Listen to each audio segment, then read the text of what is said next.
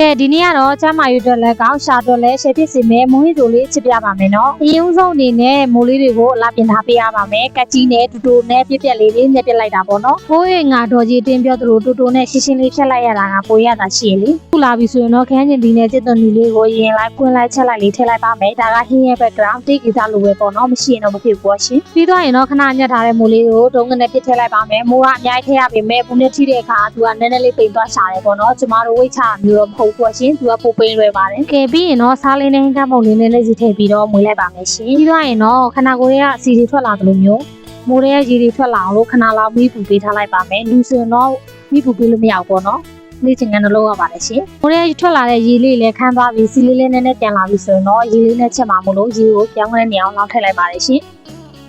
ကဲအခုဆိုရင်တော့မိုးလေးရဲ့ရေကိုနေပြီပေါ့နော်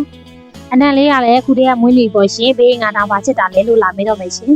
ဟင်းလေးလည်းပုတ်ပုတ်ဆူလာပြီဆိုရင်တော့ရတာတဲ့ငရုတ်သီးနဲ့ကစိုးရွက်လေးကိုဆင်နွှဲပေးလိုက်ပါတယ်ဟင်းကြီးကတော့ရောင်စုံသွားပြီဆိုတော့ကြည့်ရတာပဲဝါနေပြီဒါပေမဲ့ဘိုက်ကတော့အမှန်တကယ်မွာသေးပေါ့နော်စားကားစားဖို့အတွက်ဆင်နေဆောင်နေပါပြီရှင်